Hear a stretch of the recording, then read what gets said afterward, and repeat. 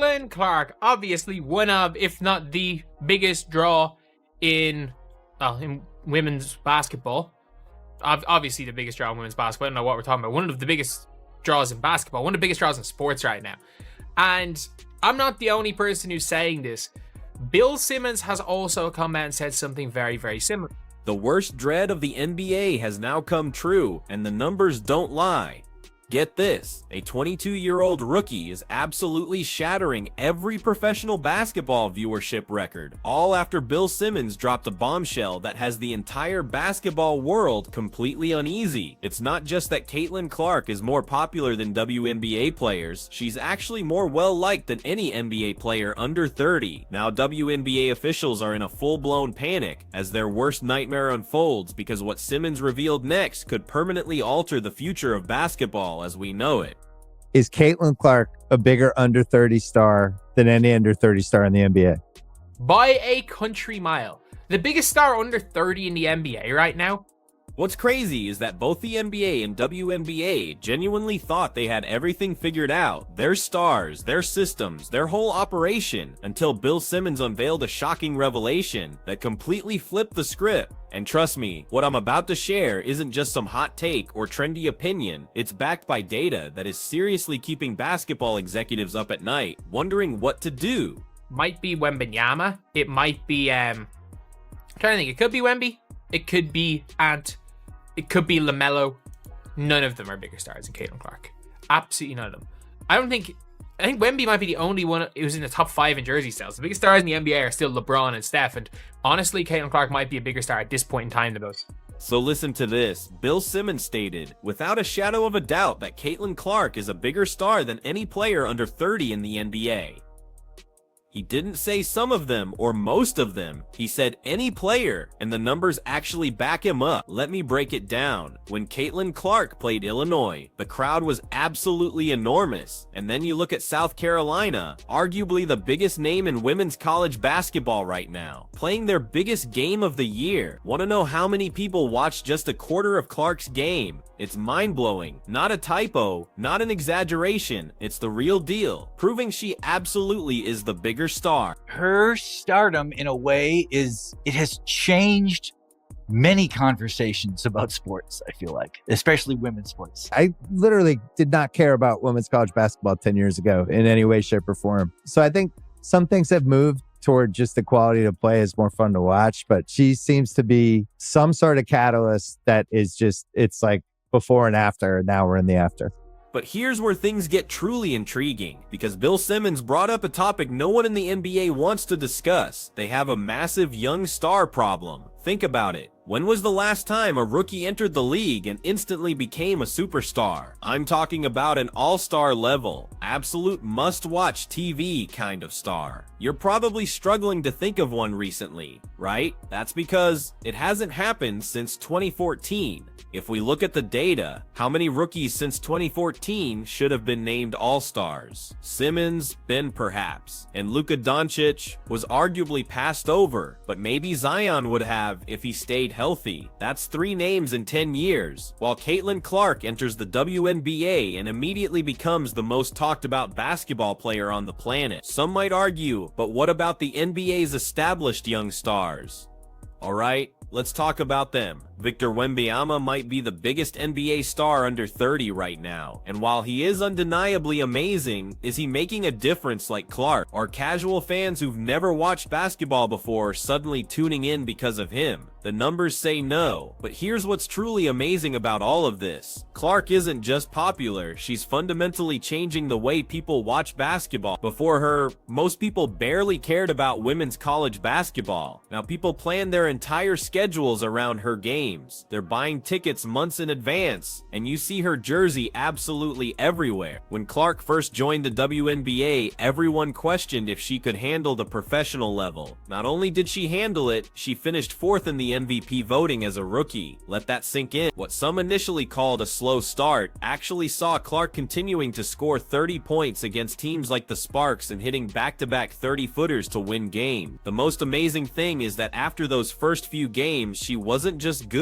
She was arguably the best player in the entire WNBA from late June until the All-Star break. No one could touch her. We're talking about a rookie entering the league and instantly becoming the face of professional women's basketball. Bill Simmons truly revealed how the entire basketball scene is shifting, altering the very structure of the WNBA, not simply how popular Clark is. This is where it gets really interesting for the future of basketball. The NBA's model of 82 games, where players sometimes barely try during regular season matches, is starting to look seriously outdated. Meanwhile, the WNBA's more condensed schedule is creating must-watch moments every single week. They are actually benefiting from fewer games, a faster pace, and more intense play, while NBA players are taking load management nights and playing endless regular season games that honestly nobody cares about. Each game means less when there are 82 games plus playoffs, but when the schedule is shorter, every single game counts and every matchup is important. When you combine that with a generational talent like Caitlin Clark, you have something truly unique. But here's what's really keeping basketball executives up at night: this phenomenon isn't just transitory. Not only is Clark having a moment, but she is also revealing some basic truths about what basketball fans truly desire: meaningful games, players who give their all, and real stars who relate to them personally. What's most intriguing about all of this is how Clark developed her fan base, in stark contrast to NBA rookies who often enter the league as relative unknowns. During her undergraduate years, Clark built a sizable fan base as people watched her progress and triumph. By the time she reached the WNBA, she wasn't just another rookie, she was already a household name. Let's talk about what's really happening here, because this gets even more interesting. Remember when NBA players used to stay in college for 3 or 4 years? Back then, fans got to know them. They built connections. They watched these players develop. That's exactly what's happening with Caitlin Clark, and Bill Simmons absolutely nailed this point. When Clark steps onto a WNBA court, fans already know her stories. They've watched her hit those long-range threes in college. They've seen her overcome challenges. They've witnessed her growth. Now compare that to NBA rookies who often play 1 year of college ball, if that, before jumping to the pros. The connection just isn't there. Here's something mind-blowing that Simmons pointed out. Take someone like Victor Wembanyama. Incredible talent, right?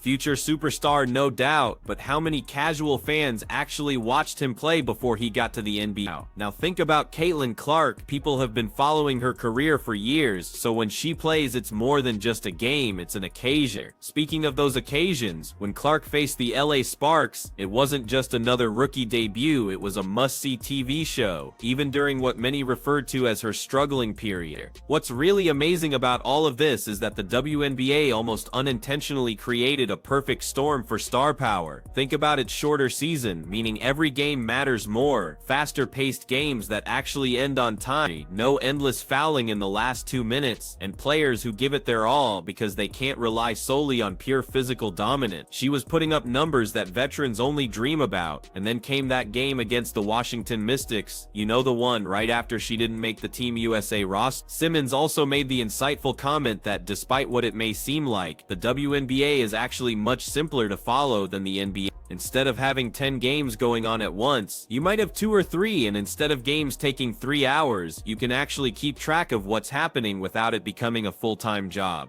Now let's talk about something that's really worrying NBA executives. The league has been trying to produce young stars for years, pushing certain players, giving them primetime slots and endless marketing campaigns. But here's Caitlin Clark becoming one of basketball's biggest stars naturally, without any of that artificial promotion. She's doing it the old-fashioned way, by being so good that you simply can't ignore her. Remember when Clark hit those consecutive 30-footers to win the game? That wasn't just highlight reel material. That was the kind of moment that creates lifelong fans. Fans weren't just watching, they were practicing those shots in their driveways the very next day. That's the kind of impact that cannot be manufactured. And here's another thing Bill Simmons touched on that's absolutely crucial. The WNBA's schedule actually helps players maintain their intensity. When you're playing 82 games plus playoffs, load management becomes a necessity, but with a more focused schedule, players can go all out every single night. That's what fans want to see. The numbers don't lie. When Clark plays, people watch. Not just women's basketball fans, not just basketball fans, but we're talking about casual sports fans. People who've never watched a WNBA game before. She's doing what the NBA desperately wants its young stars to do, bringing in new audience. Think about this. After her first 10 games in the WNBA, Clark wasn't just good, she was dominant. We're talking about a rookie coming in and immediately changing how teams had to play defense. She wasn't just scoring, she was controlling entire game. That's unheard of for a rookie in any professional league.